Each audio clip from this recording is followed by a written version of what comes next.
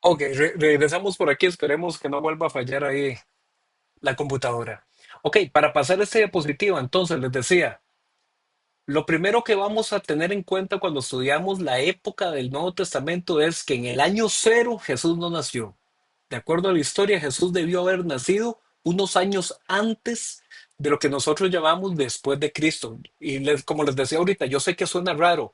¿Cómo es eso de que Jesús nació antes de la época después de Cristo? Pero así es. ¿Por qué se da ese desequilibrio en las épocas, en los años? Por la forma en la que después se fue cronometrizando los años en los calendarios, quedó ese desfaz de unos 5 o 6 años, pero es un error histórico del que ya se tiene conciencia. Lo cierto del caso es que para todo lo demás, usted tranquilo, nació en el año que el registro civil en su cédula dice que usted nació. ¿Ok? Pero que sepamos, la fecha del nacimiento de Jesús no se conoce con exactitud, pero lo que sí se tiene como ya un consenso generalizado es que nació antes del año cero. ¿Ok? Eso es un primer dato muy importante. Hablemos del ministerio de Jesús. Ya hablamos de que él nació unos años antes, pero hablemos del ministerio de Jesús como tal. Dice en Lucas capítulo 3 versículo del 21 en adelante, que el ministerio de Jesús, el ministerio público, donde él ya comenzó a predicar, donde él ya comenzó a hacer sanidades, a hacer todo tipo de milagros, ¿cuándo sucedió? Sucedió después del bautismo que Juan el Bautista le hizo en el río Jordán. Después de ese bautismo, él se va al desierto, está 40 días, 40 noches en el desierto, y cuando regresa ya inicia su predicación. Más o menos cuándo fue entonces que sucedió eso. Si nosotros tomamos en cuenta que Juan el Bautista, dice la Biblia que inició su ministerio cuando el nuevo emperador Tiberio ya llevaba unos 15 años reinando después de Augusto, y si Augusto murió en el año 14 después de Cristo, entonces para el inicio del ministerio de Juan el Bautista se puede fechar entre el año 29 28 o 29. ¿Ok? Entonces vamos a ir un segundito a Lucas, pero Lucas capítulo 3. ¿Ok? Lucas capítulo 3. Vea lo que dice aquí. Lucas capítulo 3. Espero que lo estén viendo. Vean lo que dice Lucas capítulo 3, versículo 1. Dice, en el año 15 del reinado de Tiberio César, vieron que en el capítulo anterior el César se llamaba como Augusto. Si no lo vieron, se lo voy a volver un toquecito. Vean, Lucas capítulo 2 versículo 1 dice, por aquellos días Augusto César. ¿Ok? Entonces el emperador cuando Jesús nació se llamaba Augusto, pero después en Lucas capítulo 3 el emperador se llama Tiberio. Y dice que Juan el Bautista comenzó a predicar en el año 15 del reinado de Tiberio César. Entonces, si Augusto murió alrededor del año 14, y si ya entonces Tiberio llevaba 15 años cuando Juan el Bautista comenzó a predicar, entonces, ¿cuándo comenzó a predicar Juan el Bautista? Alrededor del año 29, porque se toman los 14 años de cuando Augusto murió, más estos 15 años de Tiberio, y se llega a la conclusión de que entonces Juan el Bautista inició su predicación entre el año 28 y el año 29, ahora sí, después de Cristo. Vea que aquí Lucas nos da otros datos. Dice que Herodes era tetrarca en Galilea y su hermano Felipe en Iturea y Traconite y Lisalías en Abilene, ¿verdad? Entonces aquí nos está dando lo que hablábamos la semana pasada, de quiénes eran los que gobernaban en esa época. Entonces vean muy claro, en el año 15 del reinado de Tiberio. Entonces, si volvemos por acá, un segundito. Entonces, si se considera esas fechas, entonces el ministerio de Juan el Bautista comenzó entre el año 28 y el año 29 después de Cristo. Ahora, En Lucas capítulo 3 versículo 23, vea lo que dice. Vamos a regresarnos a la Biblia. Lucas 3:23. Vea lo que dice. Lucas 3:23 dice que cuando Jesús tenía unos 30 años, Jesús tenía unos 30 años cuando comenzó su ministerio. ¿Ok? Sí, dice, vea lo que dice Lucas capítulo 3 versículo 23, que Jesús tenía unos 30 años cuando comenzó su ministerio. Entonces, ¿qué nos permite a nosotros identificar todas estas fechas? Que entonces, en conclusión, se considera que según el calendario judío, es muy probable, contando todas esas fechas, que Jesús fue crucificado alrededor de el año, en abril del año 30 después de Cristo. Ahí fue cuando, perdón, aquí es 33 después de Cristo. Un segundito, mis hermanos, ya regreso. Un segundito.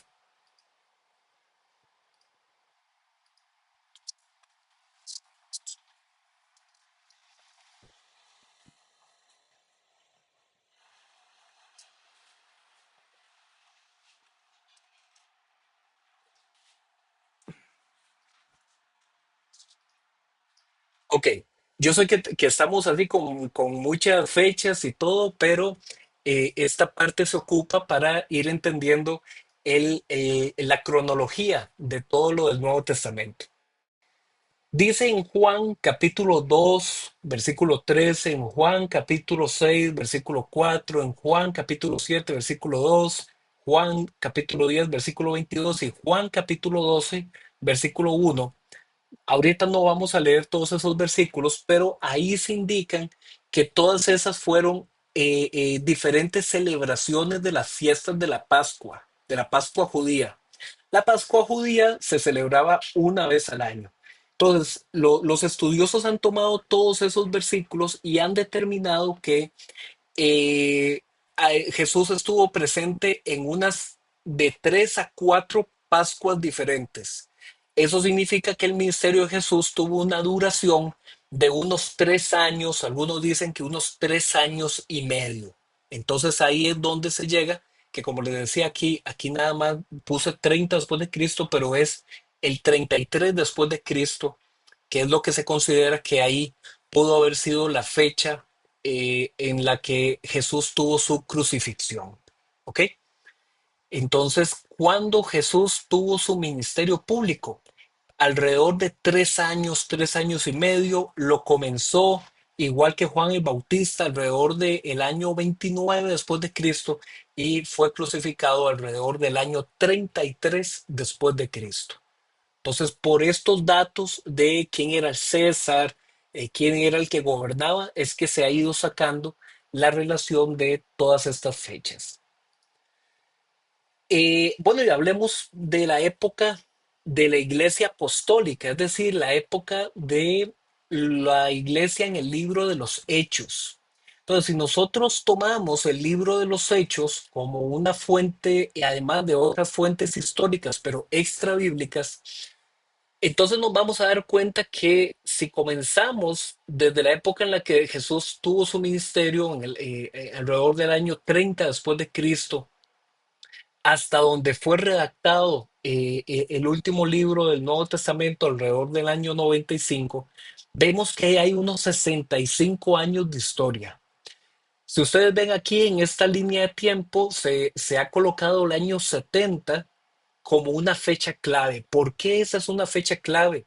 Porque en el año 70 fue cuando Roma, por medio de su ejército, entra a Jerusalén y destruye el templo de Jerusalén y destruye la ciudad. Por eso es que el año 70 es un año tan importante para los judíos y para el Nuevo Testamento. Entonces, si se considera, como les decía, más o menos la crucifixión de Jesús entre el año 30, 33, Pablo se convierte alrededor del año 34. Entonces, cuando nosotros leemos ese momento en el que Pablo se convierte, se ha estimado que es alrededor del año 34. En Hechos, capítulo 12, versículo 23, se menciona la muerte del rey Agripa. Ese rey Agripa, eso está registrado en los libros de historia extrabíblica y dice que eso ocurrió alrededor del año 44 después de Cristo. ¿Ok?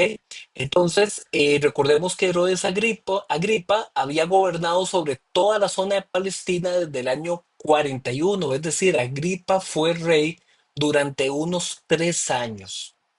En Hechos capítulo 11, versículo 27 y 28, se habla de que iba a haber una gran hambruna que vendría sobre toda la zona gobernada por Roma durante la época en la que Tiberio era procurador sobre Judea.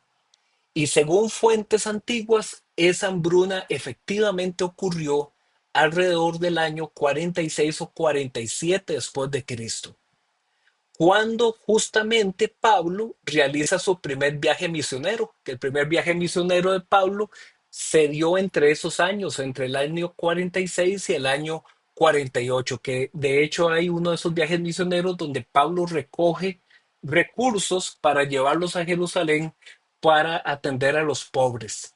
El segundo viaje misionero de Pablo se da entre los años 49 y 53 y el tercer viaje misionero de Pablo entre el año 54 y el año 58. Entonces, vean, saquemos cuentas un segundito. Si Pablo se convirtió en el año 34, ¿ok? En el año 34, y dice que realizó su primer viaje misionero en el año 46, significa que Pablo, entre su conversión y llegar a ser misionero, pasaron alrededor de 10, 12 años, ¿ok? Porque a veces uno lee la Biblia y pareciera que Pablo se convirtió hoy y ya mañana pasamos la página y ya Pablo era el misionero y el apóstol de las naciones y todo lo que leemos de Pablo. Lo cierto del caso es que haciendo este análisis histórico, nos podemos dar cuenta de que no, Pablo no se hizo misionero de una vez, sino que Pablo estuvo sirviendo en la iglesia de Antioquía. Eso viene escrito en el libro de los Hechos. Y estuvo ahí unos 10, 12 años. Y ya fue ahí donde Dios mandó la orden de que Pablo tenía que iniciar su viaje misionero al mundo gentil. Entonces, Pablo no se hizo misionero de un golpe de la noche a la mañana. Pablo tuvo todo un proceso. Pablo tuvo que aprender lo que era pasar de ser un perseguidor de la iglesia a ser un discípulo y después a ser un servidor misionero. Todos nosotros necesitamos, mis hermanos, mis hermanas, quemar etapas, pasar procesos. Eso es la cosa más normal. Y hasta el famosísimo apóstol Pablo tuvo que pasar de 10 a 12 años antes de convertirse en el misionero que ya después nosotros leemos en el libro Los Hechos. Dice en Hechos capítulo 18, versículo 12, que Pablo fue llevado a un juicio ante el gobernador de Acaya llamado Galión. Y de eso también hay registros extrabíblicos de que Galión existió y que gobernó entre los años 51 al 53. Se identifica que Pablo fue ejecutado en Roma en el año 67 después de Cristo.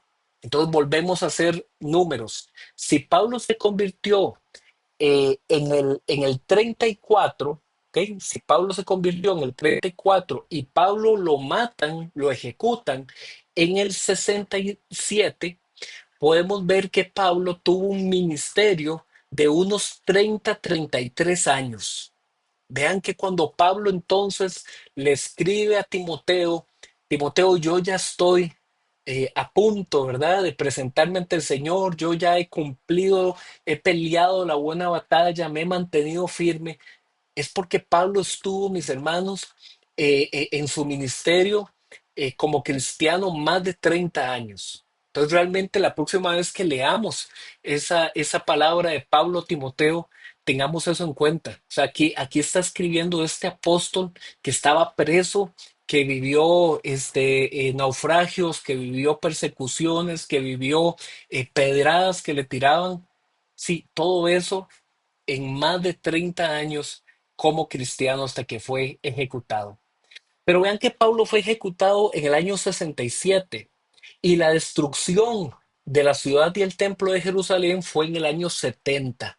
No le tocó a Pablo ver cuando se cumplió la profecía de Jesús de que Jerusalén iba a ser destruida y de que no iba a quedar piedra sobre piedra en el templo. Finalmente, para cerrar este bloque de años, el consenso más generalizado es que el libro de Apocalipsis se escribe entre el año 95 o 96 después de Cristo, siendo entonces el último libro escrito del Nuevo Testamento. Ese es el consenso general. Repito, hay diferentes fuentes, diferentes estudios. Algunos ponen el libro de Apocalipsis redactado muchos años antes, pero el consenso general de los estudiosos es que fue redactado alrededor del año 95 después de Cristo. Eso es como para darnos una idea general de la cronología, los años en donde vamos a estar viendo el Nuevo Testamento. Pero ahora hablemos un poquito del canon del Nuevo Testamento. La palabra canon significa, originalmente era una regla de medir, ¿ok?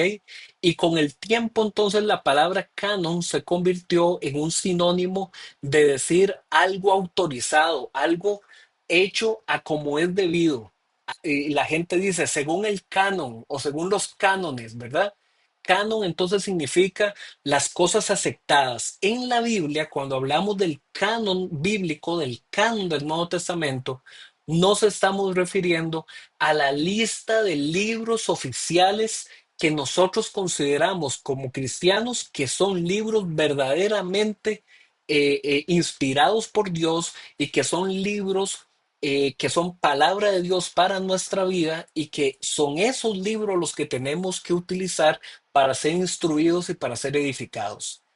Entonces la pregunta es, ¿cómo nosotros pasamos de estos papiros, estos aquí que estoy señalando, estos papiros, a tener un libro impreso en hojas con tapa como una Biblia del Nuevo Testamento que ustedes y yo podemos tener muchas en la casa y en el celular y en todo lado? ¿Cómo pasamos de estos papiros, hojas escritas, allá tener un libro hecho masivamente en imprentas? Entonces vamos a hacernos estas cuatro grandes preguntas que vamos a ir respondiendo ahorita. ¿Cómo se formó el texto, ah, que llegó a convertirse en Nuevo Testamento? Segunda pregunta, ¿y quién seleccionó los textos de los 27 libros que conforman el Nuevo Testamento? Tercera pregunta, ¿en qué año se definieron esos textos? Y cuarta pregunta, ¿cómo se han conservado hasta el día de hoy? Entonces, vamos a responder esto y por medio de estas flechitas, ¿ok? Entonces, lo primero es que Jesús tuvo una comunidad de discípulos. La Biblia nos deja ver que Jesús tenía sus 12 discípulos que después llegaron a ser llamados 12 apóstoles, pero que además de esos 12 había un círculo más grande que se llamaban los 70 discípulos y que esos 70 discípulos fueron enviados por Jesús a predicar la llegada del Evangelio, la llegada del reino de Dios. Pero no solamente eran esos 70, había más discípulos. La Biblia no los menciona que fueron enviados, pero sí menciona que había un grupo mayor de esos discípulos. Pero digamos, podemos quedarnos hablando de 70, ¿ok? Habían más, pero ese es un número bíblico que lo vamos a utilizar.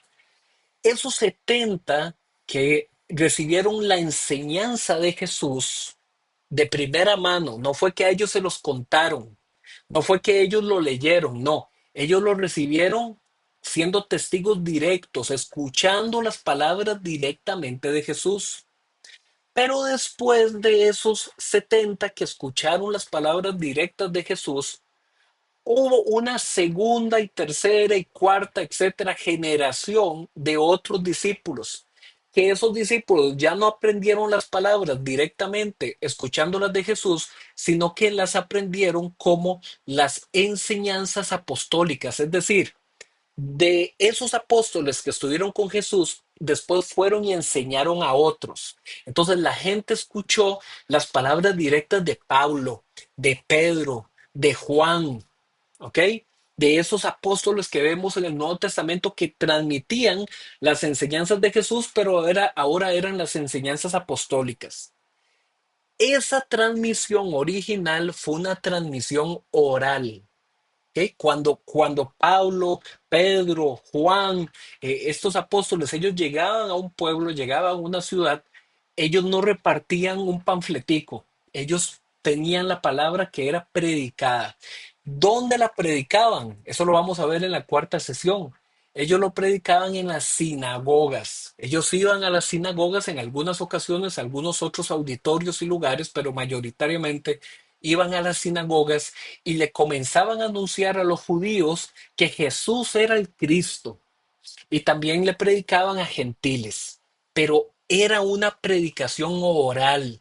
Entonces ellos lo que tenían era la enseñanza de Jesús y las enseñanzas apostólicas que eran transmitidos de forma oral. Ahora, ¿qué comenzaron a hacer los discípulos que recibieron esas enseñanzas, que escuchaban esto? Ellos comenzaban a memorizarlas y ellos comenzaron a escribir unas primeras colecciones de esas enseñanzas. Entonces ellos no escribieron en todo el discurso de Pablo, todo el discurso de Pedro, no. Ellos escribían lo más significativo. Por eso se le llama colecciones escritas de selecciones. Los estudiosos creen que el Sermón del Monte fue algo muchísimo más grande, pero lo que nosotros hoy por hoy conocemos como el Sermón del Monte fue la selección de las principales enseñanzas que a esa primera comunidad que escuchaba le fueron quedando en la memoria y que ellos fueron haciendo unas primeras colecciones. Esas primeras colecciones no tenemos ningún ejemplar en el día de hoy. ¿Ok? Se supone que debieron haber existido, que después de la transmisión oral, alguna persona escribiera para que no se le olvidara y fuera más fácil la enseñanza y la memorización. Hoy por hoy no tenemos ninguna colección de esas.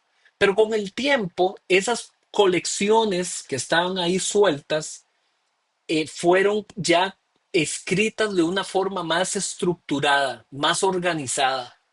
Y esos textos más estructurados, más organizados, fueron los que se convirtieron en los evangelios que nosotros conocemos hoy por hoy. También en las cartas y en los demás libros que integran el Nuevo Testamento. Ahora bien, los cristianos de esas primeras generaciones, ellos fueron los que se dieron la selección y el reconocimiento de que esos textos que venían de Pablo, que venían de Pedro, tenían autoridad y que tenían una autoridad que venía de adónde? Del primer circulito, de que eran enseñanzas o que venían de Jesús, por ejemplo, los evangelios, o que eran enseñanzas que venían de los apóstoles. Y esos fueron entonces los textos más estructurados que la iglesia cristiana comenzó a decir, este libro sí, esta carta sí, y aquella otra no, y aquella otra no. A las que fueron rechazadas se le conocen como libros apócrifos. Apócrifo, eso es lo que significa, que son libros no reconocidos. ¿Por qué no fueron reconocidos? Número uno, porque tenía que haber un reconocimiento público de que esos textos o provenían directamente de alguno de los apóstoles o provenían directamente de alguno de los discípulos más cercanos a los apóstoles. Por ejemplo, el Evangelio de Marcos. Y usted dirá, ¿y qué? Marcos fue apóstol, ¿no? No fue uno de los apóstoles, pero se considera, de acuerdo a la tradición histórica, que Marcos fue un discípulo muy cercano de Pedro. Entonces, si bien es cierto, el Evangelio de Marcos no viene de un apóstol directo, pero sí viene de uno de los discípulos más cercanos a uno de los apóstoles. Entonces, la iglesia de aquellos primeros años sabía de a dónde venían esos textos, que eran textos producidos o por los apóstoles o por los discípulos de los apóstoles. Pero habían más textos, sí. Habían textos que se consideran, como les dije, apócrifos, aunque le ponían nombres de los verdaderos apóstoles. Entonces, si ustedes se ponen ahí a buscar en internet o si alguna vez se han fijado en alguna librería, en alguna biblioteca, hay un libro que se llama El Evangelio de Felipe, que Felipe fue uno de los apóstoles, sí, pero ese libro llamado Evangelio de Felipe lo escribió otra gente que le puso el nombre de Felipe para buscar el renombre, ¿ok? Para que el libro, uy, vean, es el de Felipe. Hay otro evangelio que se llama el Evangelio de Pedro. Y así hay un montón de otros evangelios, pero no son oficiales. Ahora, ¿esos libros se pueden conseguir? Sí, se pueden conseguir. Pero si usted los lee, usted se va a dar cuenta que son libros que efectivamente no están de acuerdo, no son conformes a la historia del Evangelio tal cual fue conocida por esos primeros cristianos. Entonces, esos primeros cristianos que habían recibido las enseñanzas de Jesús y las enseñanzas apostólicas, ellos fueron determinando, no, esto que viene aquí, aunque diga que es de Pedro, esto no es de Pedro, porque vea lo que dice, esto no corresponde a lo que nosotros conocemos como el evangelio recibido. Por eso era que Pablo les escribía que habían falsos apóstoles. Eso ustedes lo pueden ver en el libro de Corintios, eso ustedes lo pueden ver en el libro de Gálatas, de que habían falsos apóstoles que llegaban a las comunidades y que se hacían pasar por apóstoles de Jesús y que lo hacían era para engañar a la gente y sacarles dinero. Imagínense ustedes como lo que les dije hace un rato de que hubo una gran hambruna y que el apóstol Pablo, por ejemplo, a la iglesia en los filipenses, los felicita porque los filipenses recogían dinero para los pobres en Jerusalén y a la iglesia de los colosenses, Pablo también los felicita porque habían hecho una ofrenda sumamente caritativa. Pero entonces otra gente, haciéndose pasar por discípulos de Pablo, llegaban y estafaban, llegaban y decían, vea, es que Pablo está preso y Pablo mandó a decir que la iglesia tiene que preparar una ofrenda y yo se la llevo. Y los estafaban. Y Pablo, ustedes lo pueden encontrar, Pablo dice, esos falsos apóstoles y van dirigidos. Entonces, habían falsos apóstoles y habían falsos textos que se hacían pasar como si fueran de los apóstoles. Pero la iglesia cristiana en esos primeros años determinó cuáles textos eran los que verdaderamente procedían. Ahora bien, además de que ellos lo determinaron, nosotros también creemos que Dios estuvo detrás de toda esa preservación del verdadero mensaje del Evangelio. ¿Cómo fue que estos libros que nosotros conocemos como los libros del Nuevo Testamento, cómo fue que surgieron? ¿Qué fue? Que un día Pablo estaba ahí tranquilo, un día amaneció y dijo, mira, voy a escribir la carta a los romanos. Estoy aquí preso, no tengo mucho que hacer. Voy a escribir la carta a los colosenses. Voy a escribir la carta a Éfeso, a los efesios. No, la Biblia nos habla de que en el origen de la iglesia, en los primeros años de la iglesia cristiana, a la iglesia le tocó enfrentar tres grandes desafíos. El primer desafío era a lo interno de la iglesia. ¿Qué tiene que ver a lo interno de la iglesia? Que era la edificación personal y la edificación comunitaria que había que desarrollar adentro de la iglesia para mantener el compromiso de la fe. Entonces, vemos nosotros que estos primeros libros del Nuevo Testamento eran escritos para alentar, para motivar, para instruir, para redarguir, para corregir.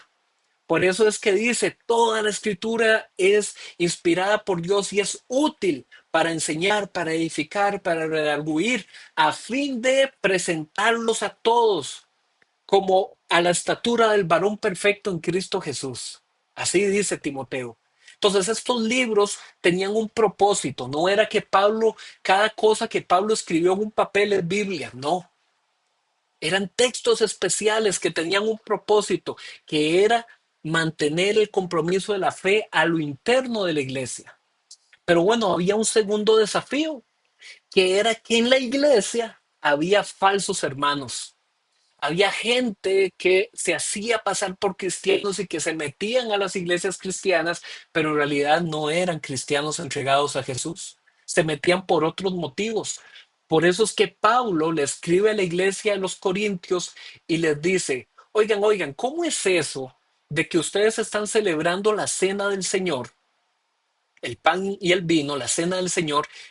¿Cómo es eso que esas cenas están terminando más bien en unos banquetes y están terminando en unas fiestas? Eso no es la cena del Señor, eso se está tomando de forma indigna.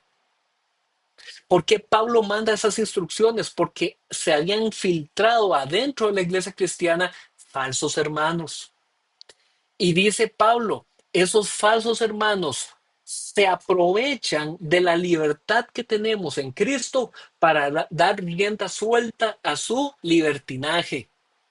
Y en eso se llevan en banda a un montón de hermanos fieles. Entonces la iglesia tuvo que enfrentarse en esos primeros años a desviaciones doctrinales del evangelio, a gente que venía adentro de la iglesia y que les decía, sí, sí, Pablo dice que la gracia de Dios, no, no, Pablo está equivocado. Aquí lo que tiene es que volver a la ley de Moisés. Y aquí los varones se tienen que circuncidar. ¿Ok? Por eso Pablo escribe el libro a los Gálatas y en el libro a los Gálatas Pablo instruye y dice, eso es un falso evangelio. Y eso, aunque venga un ángel del cielo, así decía Pablo, aunque un ángel baje del cielo, si alguien les anuncia un evangelio diferente al que nosotros les hemos dado, que el tal sea un anatema, que eso significa que sea un maldecido. Así de fuerte escribió Pablo en Gálatas capítulo 1. ¿Por qué? Porque estos falsos hermanos estaban desviando doctrinalmente a la iglesia de la pureza del evangelio. Entonces estaban adentro de la iglesia, porque usted no puede dar enseñanza falsa desde afuera. ¿Me explico? Estaban dentro, estaban inmiscuidos. Entonces, los libros del Nuevo Testamento no solamente buscaban que la gente mantuviera su compromiso de fe, sino que también que la gente entendiera que habían falsos maestros y que esos falsos maestros no tenían que prestarles oídos. Pero había un tercer desafío. El tercer desafío era la cultura del mundo, los que están afuera de la iglesia, es decir, los griegos y los romanos. Esa cultura del mundo que vivía de una forma desenfrenada, que no respetaban lo que el cristiano considera como pecado, sino que vivían en un libertinaje sin ningún tipo de moral. Esa influencia de las tentaciones culturales del mundo también estaban influenciando a la iglesia. Y por eso es que en el Nuevo Testamento, en el libro de Apocalipsis, dice en Apocalipsis, yo conozco tus obras, yo conozco lo que tú haces, mas tengo algo contra ti. Dice que permites a los nicolaitas. Y esos nicolaitas, ¿quiénes eran? Eran gente que venía de la cultura del mundo a influenciar a la iglesia. Y por eso en Apocalipsis dice, yo tengo contra ti de que tú permites a los nicolaitas, no los permitas. No son falsos maestros, son falsos hermanos.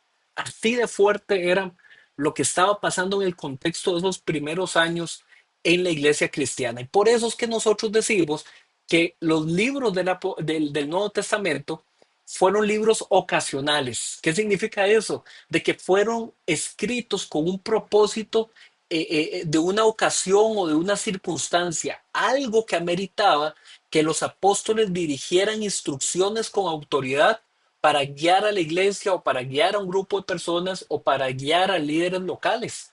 Por eso es que nosotros vemos que está el libro a Tito, que era un pastor local y que Pablo le dice, Tito, así son las cosas, no se deje influenciar por el mundo. Por eso es que vemos primera y segunda a Timoteo, por eso es que vemos la carta a Filemón, ¿ok? Porque son instrucciones, ciertas circunstancias que pasaban que ameritaban que estos apóstoles dirigieran una palabra con autoridad dirigida a ciertos destinatarios. Con el paso de los años, las primeras generaciones de los cristianos que les tocó enfrentar estos desafíos y problemas internos y externos, entonces fue la iglesia fue aumentando y por esta razón se volvió necesario contar con un cuerpo de documentos o libros que ayudaran a establecer el marco normativo y didáctico de la fe. Entonces se fue haciendo cada vez más necesario que si alguien llegaba a la iglesia, bueno, esta persona necesita ser enseñada. A eso es a lo que nosotros nos referimos cuando decimos la persona necesita ser discipulada. Es decir, esa persona necesita recibir ese mensaje de Jesús, ese mensaje apostólico que nosotros hoy por hoy lo tenemos en la Biblia. Entonces, cada vez más, cuando la iglesia fue aumentando, esto se volvió una necesidad. Vean que en el año 144, ya estamos en el siglo II, a mediados del siglo II, apareció un líder cristiano que es reconocido en la historia solo por esto malo que hizo. Se llamaba Marción. De ahí viene una palabra, el marcionismo. ¿Y qué era lo que Marción proponía? Marción enseñaba que el Antiguo Testamento había que quitarlo, que había que dejar de usar y que había que dejar de enseñar el Antiguo Testamento y que del Nuevo Testamento o de los, en aquel momento todavía no se llamaba Nuevo Testamento, sino de esos libros que eran ya circulantes entre las iglesias cristianas, Marción dijo, solamente me quedo con el Evangelio de Lucas y con 10 cartas de Pablo, nada más. Entonces vemos que ya quedó registros escritos de este Marción que en el año 144 ya había una lista de libros que circulaban entre las iglesias. Y Marción llegó y dijo, sí, sí, esos libros ya yo los conocí y quito todo el Antiguo Testamento, quito todo el Nuevo Testamento y solo me quedo con Lucas y 10 cartas. Eso puso Marción. ¿Qué creen ustedes que pasó con Marción? Fue excomulgado. La palabra excomulgado significa expulsado de la iglesia. Entonces los líderes cristianos de esa época se quedaron viendo a Marción y le dijeron, papito, ¿qué le pasó? Papito, ¿qué le pasó? La iglesia cristiana supo discernir desde esos primeros años cuáles eran las mejores intenciones y cuáles eran los principales engaños que se querían dar. ¿Ok? Entonces, a pesar de críticas y enseñanzas equivocadas, esto más bien sirvió para estimular la preocupación por establecer el canon de textos autorizados, porque en el año 144 fue Marción, pero aparecieron muchos más. Es que este fue muy famoso. Eh, en el hoy hay varios libros que son sumamente antiguos o incluso hojas, pedacitos de libros de esas épocas que nos dejan entender que esos libros que usted y yo tenemos, como el Nuevo Testamento, ya en esa época existían y eran reconocidos por los cristianos. Hay un pedazo que esto aquí está representado que se conoce como el fragmento de Muratori, ¿ok? Este Muratori es en honor al apellido de la persona que lo descubrió.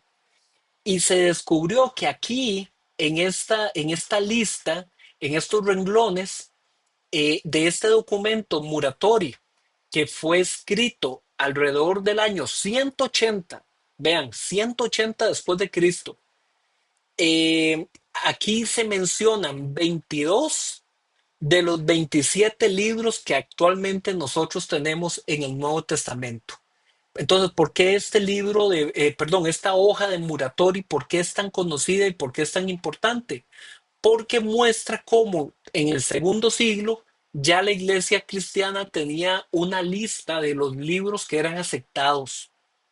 También hay otro libro que es un poco más viejo, fue escrito alrededor del año 324 después de Cristo por un estudioso conocido como Eusebio de Cesarea. Y en este Eusebio de Cesarea era cristiano, él era un obispo en ese lugar, en Cesarea. Y él escribe una lista donde él indica cuáles son los libros santos.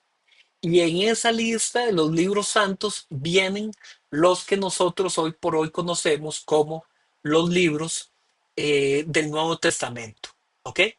Posteriormente, en el año 367 después de Cristo, también apareció otro cristiano, Atanasio, obispo de Alejandría. Alejandría es lo que hoy por hoy conocemos como la zona de Egipto. Y este Atanasio envió también una carta y en esa carta él pone la lista de lo que hoy por hoy nosotros conocemos como los 27 libros del Nuevo Testamento. Es decir, ¿qué es lo que queremos explicar con todo esto? Que su Biblia y mi Biblia en el Nuevo Testamento no fue que se le ocurrió solo a una persona y ya esa es la Biblia, no, sino que fueron muchos años en esos primeros siglos de la iglesia donde las listas lo que hacían era identificar lo que ya la iglesia cristiana, desde los discípulos de los apóstoles, reconocían de que eran textos válidos. No lo anoté aquí, no lo anoté aquí, pero hay un hombre en el siglo II llamado Policarpo, Policarpo de Esmirna. Ese Policarpo fue discípulo del apóstol Juan. Y ese Policarpo escribió varias cartas y en esas cartas él ponía fragmentos de lo que hoy por hoy nosotros conocemos como el Evangelio de Juan. Entonces ya en esa época vea que había discípulos de los apóstoles que ellos ya sabían y ya la iglesia conocía cuáles eran los libros legítimos. Eh, Posteriormente se hicieron dos concilios, uno se llamó el concilio de Hipona, el otro se llamó el concilio de Cartago. Para los que no lo sabían, nosotros que somos de Cartago, Cartago es el nombre de un lugar en África, muy famoso en el norte de África. No fue que a nosotros los españoles nos pusieron Cartago para inventar, no, Cartago ya era un lugar muy conocido desde la antigüedad. Entonces, en estos dos concilios, el concilio de Hipona del año 393 y el concilio de Cartago del año 397, ahí se hizo la ratificación de los 27 libros del Nuevo Testamento. No fue que se impuso, sino que se ratificó lo que la iglesia cristiana ya había aceptado durante todos esos años. Y ellos ratificaron esta frase de que esos eran los libros que mantenían la regla de fe. ¿Ok? Regula fidei, escribieron ellos. ¿Qué significa eso, la regla de fe? De que esos eran libros que mantenían la pureza doctrinal del Evangelio. Por eso se dice que estos libros tenían una autoridad funcional antes que conciliar. Es decir, antes de que hubiera un concilio, ya eran libros que tenían autoridad por sí solos desde la época apostólica y post-apostólica. ¿Ok? Pues bueno, yo sé que toda esta historia suena así, ¿verdad? Como un poco, muchos datos, pero lo que quiero es que ustedes tengan en cuenta que la Biblia que nosotros tenemos hoy por hoy es una Biblia que ha pasado por muchos siglos, pero que ha quedado mucho registro histórico de que sí son libros confiables, de que sí son libros que recogen la enseñanza de nuestro Señor y Salvador Jesucristo. Ahora, yo hace un rato les dejé unas preguntas y una de las preguntas decían, bueno, ok, ya vimos cómo se formularon esos libros, ya vimos en qué años, cuándo fueron escogidos, pero cómo esos libros llegaron hasta el hoy. Mis hermanos, hay a partir de ese siglo cuarto, hay un montón de códices. Códice significa que ellos dejaron de escribir en rollos y comenzaron a escribir en hojas. Y en vez de que esos rollos, como lo indica la palabra, fueran arrollados, eran hojas que comenzaban a ponerse una encima de la otra, muy similar a los libros que nosotros usamos hoy por hoy. Y hay miles de fragmentos y de partes del Nuevo Testamento recuperados de toda esa época. Pero hay tres principales códices que son los que han servido para ratificar los libros que nosotros hoy por hoy conocemos como los libros del Nuevo Testamento. Uno de esos es el Código Sinaítico. Este es los tres fueron escritos en el idioma griego, y este es de los más importantes de la historia porque tiene todos los libros del Nuevo Testamento en este código sinaítico que procede del año 350 después de Cristo. Y ahí están los libros que hoy por hoy nosotros ya usamos traducidos en nuestras versiones en español de la Biblia. También existe el código alejandrino, que este código alejandrino es un poquito más adelante, del año alrededor del año 450, también fue hallado en Egipto, al igual que el sinaítico, también fue hallado en Egipto. Y en este hay 773 hojas de pergamino que están escritas en dos columnas. Si usted ve el código sinaítico, está escrito en cuatro columnas por hoja, el código alejandrino en dos columnas por hoja, y aquí se incluye todo el Antiguo Testamento y solo le hacen falta unas pocas secciones de el Nuevo Testamento. ¿Ok? Entonces es sumamente importante. Eso está guardado en las principales universidades europeas. Me parece que el sinaítico está guardado en Inglaterra, en una universidad, y el alejandrino en Francia, en una universidad también. Y luego está el Código Vaticano, o el Códice Vaticano, que se llama así porque está guardado en el Vaticano. Por eso es que tiene ese nombre.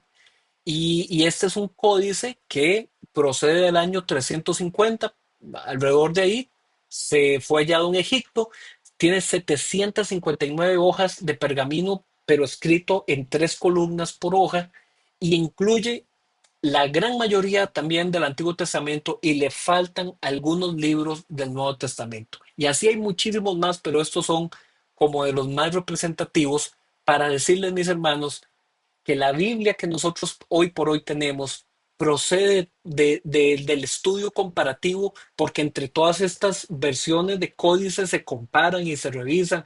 Bueno, y aquí qué palabra dice, y aquí dice la misma, o dice diferente. No, mira, es una traducción diferente. Y entonces de todas estas, hoy por hoy nuestras versiones son el consenso de los estudios comparativos de todos estos códices, ¿ok? Que guardan una fidelidad entre ellas sumamente grande. Con todo esto en cuenta, eh, más o menos se puede trazar con fechas aproximadas, como lo he repetido varias veces, que el Nuevo Testamento fue escrito en este orden, ¿ok? Fue escrito en este orden. Entre el año 30 y el año 33 después de Cristo fue la muerte y resurrección. Y ya las primeras libros del Nuevo Testamento que hoy por hoy nosotros tenemos, se considera que el libro de Santiago y el libro de Primera y Segunda Tesalonicenses fueron escritos alrededor del año 50 después de Cristo. Entonces vean que unos 20 años después de la muerte de Cristo, ya teníamos los primeros textos que, si ustedes leen Santiago, que yo sé que muchos lo han hecho y ojalá que lo vuelvan a hacer, Santiago como ese primer libro que comenzó a circular entre las diferentes iglesias, es un libro importantísimo, porque es un libro donde dice, muéstrame tu fe por medio de tus obras, papá. La fe no es algo que usted solamente dice, la fe es algo que usted vive, la fe es algo que usted practica. Y fue de los primeros libros, junto con Primera de Tesalonicenses, lo que se redactó de lo que hoy por hoy conocemos como el Nuevo Testamento. Y Primera de Tesalonicenses también es un libro importantísimo, porque en Primera de Tesalonicenses dice que la gente estaba muy preocupada porque Jesús no había vuelto. Ellos habían escuchado en la predicación de los apóstoles que Jesús había muerto, había resucitado y que Jesús volvería a juzgar a vivos y muertos. Entonces ellos estaban en la expectativa de que Jesús viene en cualquier momento, viene en cualquier momento. Bueno, habían pasado 20 años y no había venido Jesús. Y entonces en Primera de Tesalonicenses la gente estaba sumamente preocupada porque los cristianos comenzaban a morirse. Entonces tal vez un cristiano que había venido a la fe ya siendo un adulto mayor murió, ¿verdad? Se murió el tío Fernando, por decir algo, por decir un nombre. Y toda la gente decía, ay, pobrecito, se murió el tío Fernando. Se perdió la parucía de Jesús. La palabra parucía en el griego significa la manifestación gloriosa de Jesús. Entonces ellos sufrían mucho y decían, ay, se nos murió el tío y se perdió la venida de Jesús. Rápidamente, para aquellos que tal vez dirán, ¿de qué me está hablando este? Eso yo nunca lo he leído. Vea lo que dice 1 Tesalonicenses capítulo 4. Vamos aquí rápidamente para que lo vean. Yo no los estoy viendo, pero me les estoy imaginando la carita. Que sé que algunos de ustedes lo estarán pensando. Ustedes lo están diciendo. Yo nunca he visto eso. Vean lo que dice 1 Tesalonicenses, de los primeros libros de la Biblia. Vean lo que dice aquí. Vean. 1 Tesalonicenses capítulo 4, versículo 13. Hermanos, no queremos que ignoren lo que va a pasar con los que ya han muerto. ¿Ve? Entonces, ¿por qué esto se escribe? Porque esta gente estaba muy preocupada. Ay, se murió mi papá, se murió mi tía, se murió mi hermano, que ya estaban muy adultos o alguna enfermedad. Se perdieron la venida del Señor. Y ellos pensaban que si se perdían la venida del Señor, no iban a ser llevados a la gloria de Dios. Ellos tenían esa idea. Entonces, vea lo que aquí escribe Pablo. Y hermanos, no queremos que ignoren lo que va a pasar con los que ya han muerto, para que no se entristezcan como esos otros que no tienen esperanza. ¿Acaso no creemos que Jesús murió y resucitó? Y entonces la respuesta es sí, sí lo creemos. Ok, así también Dios resucitará con Jesús a los que han muerto en unión con Él. Entonces, si el tío Fernando o la abuela o el que sea, si él era un hijo de Dios, si él era un cristiano verdadero y él murió, tranquilos, no hay ningún problema, no se va a perder de nada. Versículo 15. Conforme a lo dicho por el Señor, afirmamos que nosotros, está hablando Pablo, en el año 50, nosotros, los que estemos vivos y hayamos quedado hasta la venida del Señor, de ninguna manera nos adelantaremos a los que hayan muerto. Tranquilos. Vea, si nosotros estamos vivos, cuando el Señor venga, tranquilos, no nos vamos a adelantar a los que murieron antes de nosotros. Versículo 16. El Señor mismo descenderá del cielo con voz de mando, con voz de arcángel, con trompeta de Dios, y los muertos en Cristo resucitarán primero. Vea qué versículo, vea qué interesante, por si nunca se había percatado de eso en la Biblia. Dice, tranquilo, los que hayan muerto en Cristo de aquí para atrás, ellos resucitarán primero cuando el Señor venga. Versículo 17. Luego, los que estemos vivos, los que hayamos quedado, seremos arrebatados junto con ellos en las nubes para encontrarnos con el Señor en el aire y así estaremos con el Señor para siempre. Por lo tanto, anímense unos a otros con estas palabras. Entonces vean que ya en el año 50, en los primeros libros, la gente estaba preocupada porque Jesús no venía. Hoy estamos 20 siglos después y mucha gente sigue muy preocupada porque Jesús no ha vuelto todavía. Mis hermanos, desde esas épocas habían especulaciones, si Jesús viene ya, si no viene ya. Entonces vean lo que Pablo dice, tranquilos, tranquilos. Si nosotros estamos vivos, los muertos en Cristo resucitarán primero. Si nos morimos tranquilos, igual estaremos para el momento en que el Señor venga. Ok, luego entre los años 57, 58 después de Cristo, es cuando se escribe después de los primeros viajes misioneros de Pablo, escribe Primera y Segunda de Corintios, escribe a los Gálatas, escribe a los Filipenses, escribe a los Romanos. Vean qué increíble ese ministerio durante esos años. Luego, entre los años 61 y el año 65, es cuando se escribe la carta a los Colosenses, se escribe la carta a Filemón, a los Efesios, se escribe Primera de Pedro en esa época, y también en esa época ya está el Evangelio de Marcos, que es el Evangelio primero en ser escrito. Vean ustedes que antes de que se escribiera un Evangelio, ya estaban escritas las epístolas. ¿Ok? Alrededor del año 67, que si alguno de ustedes recordará, fue el año en que Pablo, se considera que fue el año en que Pablo murió, en el año 67 después de Cristo. Ahí, tiempito antes de la muerte de Pablo, escribió Tito y escribió Primera y Segunda de Timoteo, que es como el testamento del apóstol Pablo, las últimas instrucciones del apóstol Pablo en Segunda de Timoteo, para que lean ese libro con otros ojos. Muy interesante. También se escribe la carta de los hebreos en esa época. Entre el año 70 y el año 80 se escribe Segunda de Pedro, se escribe la carta a Judas, se escribe el Evangelio de Mateo, Lucas, y también se escribe el libro de los Hechos entre el año 70 al año 80. Ya Pablo había muerto y Lucas, que fue el gran discípulo muy cercano a Pablo, escribe su evangelio y escribe el libro de los Hechos en una investigación que recuerda todo lo que él vivió junto con Pablo.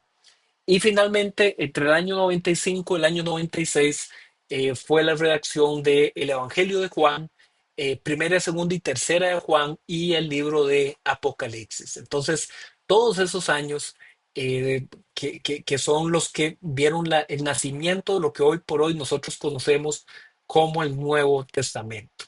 ¿Ok? Vean que fueron muy seguiditos todos. Para finalizar esta sección de hoy, ¿cuál es el mensaje del Nuevo Testamento? Ok, ya hicimos todo un repaso de las fuentes, de los libros, de las épocas, de los años, que si Atanasio escribió una lista de los libros, que el Concilio de Cartago, toda esta historia. Ok, muy interesante. Pero esos libros, ¿qué es lo que dicen? ¿Cuál es el mensaje fundamental del Nuevo Testamento? Si alguien abre el Nuevo Testamento y lo comienza a leer, ¿qué es lo que se encuentra? Y mis hermanos, por eso es tan importante el Nuevo Testamento para la vida de la fe, porque cuando usted abre el Nuevo Testamento, usted va a encontrar la vida de Jesús. Usted va a encontrar la enseñanza de Jesús. Usted va a encontrar las obras de Jesús. Entonces, en los evangelios, nosotros vemos eso. Jesús vino al mundo, aquel que estaba junto a Dios Padre desde la eternidad. Dice, en el principio estaba la palabra y la palabra estaba con Dios y la palabra era Dios o el verbo, dicen algunas versiones, y el verbo o la palabra se hizo carne y habitó entre nosotros. ¿Ah? Entonces vemos a Dios. ¿Qué es lo que el Nuevo Testamento me dice? Que Dios se ha hecho humano. Dios se hizo hombre y habitó entre nosotros y hemos visto su gloria, gloria como la del unigénito de Dios, lleno de gracia y de verdad. Y a todo aquel que le recibe, que cree en Él, que pone en Él la fe, se le ha concedido ser hecho hijo de Dios, el cual no es hecho por obra de carne ni de sangre, sino por la voluntad del Padre. Entonces, ¿cuál es la importancia del Nuevo Testamento? ¿Cuál es el mensaje? ¿Cuál es el contenido? Jesús. Jesús, Jesús. Por eso, mis hermanos, es que nosotros tenemos que concentrarnos en Jesús. Jesús es la revelación plena de Dios Padre. Por eso es que aquel discípulo, cuando le dice, Maestro, muéstranos al Padre, es todo lo que ocupamos. Y Jesús le dice, mira, tanto tiempo tengo de estar entre ustedes y aún no me conoces. Quien me ha visto a mí, ha visto al Padre. Entonces, mis hermanos, si nosotros queremos conocer cuál es la voluntad de Dios, Jesús. ¿Qué es lo que Dios pide de mí? Jesús. ¿Cómo puedo yo acercarme a Dios? Jesús. ¿Cómo puedo obtener el perdón de Dios? Jesús. Etcétera, etcétera. Jesús, mis hermanos, es la palabra de Dios hecha carne. Es la revelación plena de Dios. Dice el libro de los Hebreos que en la antigüedad Dios nos habló por medio de los profetas, pero que ahora nos ha hablado en el Hijo. Así dice. Es más, veámoslo así, muy rápidamente, veámoslo aquí. Hebreos, vea lo que dice, Hebreos capítulo 1, porque es un versículo tan lindo. Hebreos capítulo 1, versículo 1, que vamos a leerlo rápidamente, vea lo que dice. Hebreos 1:1, Dios, que muchas veces y de varias maneras habló a nuestros antepasados en otras épocas por medio de los profetas. En estos días finales nos ha hablado por medio de su Hijo, A este lo designó heredero de todo y por medio de él hizo el universo. El Hijo refleja el brillo de la gloria de Dios y es la fiel representación de lo que Él es. Él sostiene todas las cosas con su palabra poderosa. Después de llevar a cabo la purificación de los pecados, se sentó a la derecha de la majestad en las alturas. Así llegó a ser superior a los ángeles, en la misma medida en que el nombre que ha heredado supera en excelencia al de ellos. Entonces, vea qué lindo cómo inicia el libro de los Hebreos. Dice, Dios nos habló en el Antiguo Testamento por medio de los profetas, pero ahora Dios nos ha hablado en el Hijo, y el Hijo es la imagen de la gloria del Padre. Ajá. Entonces, cuando yo me acerco al Nuevo Testamento, me estoy acercando a la revelación plena de lo que es Dios. Las cartas, las epístolas, los libros, el libro de los Hechos, ahí se describe la actividad de los primeros creyentes en Jesús como Señor y Cristo. El Nuevo Testamento presenta una visión general del ser humano delante de Dios, su condición de pecador. El Nuevo Testamento nos dice, no hay justo ni aun uno, no hay quien entienda, no hay quien busque a Dios, todos se desviaron, no hay justo ni aun uno. La paga del pecado es la muerte, pero la dádiva de Dios es vida eterna en Cristo Jesús, perdón. Entonces el Nuevo Testamento nos muestra que delante del Padre yo soy un pecador y que yo solo voy a obtener perdón y salvación por medio de Cristo. Para recibir el perdón de Dios es necesaria la fe genuina y personal en Jesús. Esto solo es posible porque Jesús vive y reina junto con Dios Padre. Mis hermanos, cuando nosotros alabamos al Señor, cuando nosotros cantamos, eh, piense en alguna canción que a usted le guste de alabanza al Señor. Por ejemplo, Jesús es el centro. Hay una canción que se llama así, Jesús es el centro, que más o menos dice, de mi ser hasta el cielo, Cristo sea el centro. Mi vida eres tú. Sí, mi vida eres tú. Oiga lo que dice esa canción. Cuando yo canto esa canción, yo estoy alabando a uno que vive y reina. Yo no le estoy cantando a las paredes, yo no le estoy cantando aquí al hermanito, a la hermanita que está a la par. Yo le estoy expresando a ese que me ha salvado, a ese que me ha rescatado, al que me limpió en su sangre. A ese es al que le alabo. Entonces, mis hermanos, ¿de dónde sale todo eso? Del Nuevo Testamento. El Nuevo Testamento nos presenta a Jesús. Por eso es tan importante, mis hermanos. Y si ustedes notan, yo estoy enseñando el Nuevo Testamento de una forma diferente a como enseñé el Antiguo Testamento. ¿Por qué? Porque el Antiguo Testamento era muy histórico, mucha narración, los reyes, ¿verdad? Los jueces, los profetas, el templo, los sacerdotes, Babilonia, Egipto, muy narrativo, muy histórico, muy importante, es la base de la enseñanza que después viene en el Nuevo.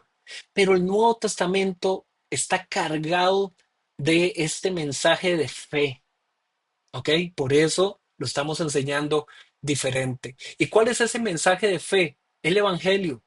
La palabra Evangelio significa buena noticia. Mis hermanos, el Evangelio es la buena noticia de lo que Dios ha hecho en Cristo Jesús a favor del ser humano para traerle perdón, para traerle salvación. Por eso es una buena noticia. El Evangelio no es para condenar a la gente, el Evangelio es para salvar a la gente. Por eso Jesús les decía, yo no he venido a juzgar al mundo, he venido a salvarlo. ¿Ok? Y ese Evangelio aunque es un evangelio, es el mensaje, pero nosotros tenemos cuatro evangelios. Y esos cuatro evangelios, la diferencia es que presenta énfasis, algunas diferencias entre esos cuatro evangelios, énfasis en el mensaje. ¿Ok? Por ejemplo, en Mateo se enfatiza que Jesús es el rey de los judíos. Y entonces sale muy constantemente esa expresión, el rey de los judíos. En Marcos se enfatiza que Jesús es el siervo de Dios. Y Jesús constantemente dice, yo no he venido a ser servido, he venido a servir, he venido a entregar mi vida por el rescate de muchos. En cambio, en el Evangelio de Lucas se enfatiza la humanidad de Jesús. Por eso constantemente viene la frase, el Hijo del Hombre, el Hijo del Hombre. Se enfatiza la humanidad de Jesús. Y en el Evangelio de Juan se enfatiza lo contrario, se enfatiza la divinidad de Jesús. Por eso es que el Evangelio de Juan comienza diciendo, el verbo estaba con Dios y el verbo era Dios. Desde el primer versículo, la divinidad de Jesús. Entonces, los cuatro evangelios son diferentes énfasis de el mensaje del evangelio. ¿Ok? Por eso hay que estudiar los cuatro. Hay que estudiar los cuatro.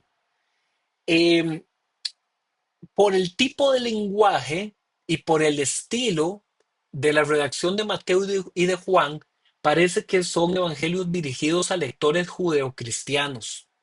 Mientras que el Evangelio de Marcos y el Evangelio de Lucas parece que están dirigidos a lectores gentiles, es decir, gente no judía, ¿ok? La visión del Nuevo Testamento de presentar a Jesús como Señor y Cristo provoca que el Antiguo Testamento sea reinterpretado como el trasfondo profético que señalaba el cumplimiento en Jesús. Y esto es importantísimo, mis hermanos. No tenemos que ser como Marción, que negaba el Antiguo Testamento, no, sino que nosotros vemos ahora, por cuanto Jesús es el Señor, por cuanto Jesús es el Cristo, que el Antiguo Testamento es reinterpretado como el trasfondo profético de lo que se iba a cumplir en Jesús. Y eso es lo que nosotros llamamos la interpretación cristocéntrica. Entonces ya nosotros vemos en el Antiguo Testamento, mira qué interesante el templo. Sí, pero es que el templo era el lugar de encuentro con Dios para presentar sacrificios en el Antiguo Testamento. Llega Jesús en el Nuevo Testamento y dice, destruyan el templo y en 3 días lo vuelvo a levantar. Dice que la gente se reía, ja, ja, ja. 46 años se duró construyendo el templo y este dice que en 3 días lo vuelve a levantar. Y dice la Biblia, mas ellos no entendían que Jesús se refería a su propio cuerpo. Entonces, lo que en el Antiguo Testamento era un edificio, en el Nuevo Testamento es Jesús. Lo que en el Antiguo Testamento era el lugar para llegar a alabar a Dios y a presentar sacrificios, en el Nuevo Testamento yo alabo al Señor y presento el sacrificio perfecto que es Jesús, se presenta a sí mismo como el sumo sacerdote. ¿Ve? Entonces el Antiguo Testamento se convierte en una interpretación cristocéntrica. Los evangelios son recopilaciones escritas con base en las tradiciones orales que los primeros discípulos transmitían a partir de la memorización de las enseñanzas de Jesús, como lo vimos hace un rato. Ahora, hay una gran diferencia en el mensaje de los evangelios y el mensaje del resto de los libros del Nuevo Testamento. ¿Por qué? Porque antes de la crucifixión, los discípulos ya habían recibido la enseñanza de Jesús. Como se los dije hace un rato, ya los 70 discípulos habían sido enviados. Ellos ya habían recibido la enseñanza de Jesús. ¿Para qué? Para anunciar el evangelio del reino de Dios y habían recibido autoridad para sanar enfermos y expulsar demonios. Eso fue antes de la cruz. Sin embargo, algo faltaba en su predicación. Ellos iban a los pueblos y anunciaban que el reino de los cielos se ha acercado, pero algo le faltaba a esa predicación. ¿Qué fue lo que pasó? Después de la resurrección, los discípulos incorporan en su predicación el anuncio de que Jesús es el Hijo de Dios, de que Jesús es el Mesías y que por lo tanto tiene toda autoridad para que toda rodilla se doble y que toda lengua confiese que Él es el Señor. Antes de la cruz, en los evangelios, Jesús le decía a sus discípulos, a nadie digan de que soy el Cristo, a nadie digan de que soy el Mesías, pero después de la cruz, el Señor se desaparece y les dice, toda autoridad me es dada en el cielo y en la tierra, por tanto vayan a las naciones. ¿Ve? Cambió, algo pasó después de la cruz. Y eso que pasó es que Jesús ahora es predicado como el Hijo de Dios, como el Señor, como el Cristo, como el Mesías. Eso fue lo que pasó. Y pasó algo más en el resto del Nuevo Testamento. que fue la presencia del Espíritu Santo en la iglesia, la venida del Espíritu Santo a impulsar la misión de la iglesia y la vida de los creyentes. El Padre y el Hijo están presentes en la vida de la iglesia.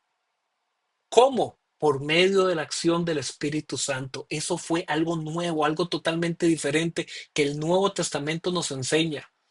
En el Antiguo Testamento el Espíritu de Dios venía ocasionalmente a algunas personas, por ejemplo a Sansón, para que tuviera la fuerza, pero después el Espíritu Santo dice que ya no estaba con Sansón y Sansón cometió todo tipo de pecados. Pero en el Nuevo Testamento se nos presenta otra realidad. Dice que el Espíritu Santo de Dios nos sella como la propiedad de Dios que es la iglesia. Dice que el Espíritu Santo habita en la comunidad del pueblo de Dios. En Pentecostés, los discípulos recibieron, dice, poder para ser testigos. No recibieron una nueva enseñanza, no fue que el Espíritu Santo les dijo, vean, les voy a dar un nuevo evangelio, no. Lo que recibieron fue poder para ser testigos. ¿Qué significa eso? Que el Espíritu Santo de Dios nos da el impulso para llevar adelante la misión. El Espíritu Santo de Dios es el que nos fortalece, el que nos da energía, el que nos permite seguir adelante. Porque la misión es tan fuerte, mis hermanos, que para el ser humano solito, sin Espíritu Santo, no se puede hacer la misión. Por eso Jesús les decía a sus discípulos, esperen la promesa de mi Padre, que llegó en Pentecostés. El Espíritu Santo de Dios les dará poder y me serán testigos en Judea, en Samaria y hasta lo último de la tierra. El Espíritu Santo es el que impulsa la misión en la vida de la iglesia. Pero no solo eso, el Espíritu Santo en la vida de cada creyente es la presencia de la comunión con Jesús. Yo puedo decir estoy en Cristo por medio del Espíritu Santo. No puede haber un discípulo de Jesús que no tenga el Espíritu Santo. Eso es imposible. Mis hermanos, es imposible. Es por medio del Espíritu Santo que yo puedo orar al Señor y sé que esa oración se presenta ante Dios como un olor fragante. Es por medio del Espíritu Santo que mi alabanza y mi adoración dice que el Dios habita en medio de las alabanzas de su pueblo. ¿Por qué? Por la presencia del Espíritu de Dios. Entonces, mis hermanos, es falso, y lo digo así abiertamente, algunas enseñanzas sumamente desviadas y equivocadas que dicen que hay unos cristianos que tienen el Espíritu y otros cristianos que no tienen el Espíritu. No, mis hermanos. El Nuevo Testamento nos presenta que todos aquellos que han sido lavados por la sangre del Cordero y que han sido adoptados como hijos de Dios tienen el Espíritu Santo de Dios. Porque dice la Biblia que es por medio del Espíritu Santo de Dios que yo puedo aclamar diciendo, Abba Padre. Eso lo vimos ayer en la predicación del domingo. Si yo no tengo Espíritu Santo, no puedo clamar que Dios es mi Padre. El Espíritu Santo dice, el Espíritu da testimonio a mi espíritu de que soy hijo de Dios y que como hijo de Dios soy coheredero junto con Cristo. Eso está en Romanos capítulo 8. Dice Romanos capítulo 5 que el Espíritu de Dios ha sido derramado en nuestros corazones. Entonces, sin Espíritu Santo no puede ser hijo de Dios. Todo hijo de Dios ya tiene el Espíritu Santo porque es el que permite la comunión con Jesús. Y finalmente, el Espíritu Santo es la acción de Dios para edificar a la iglesia por medio de dones y ministerios.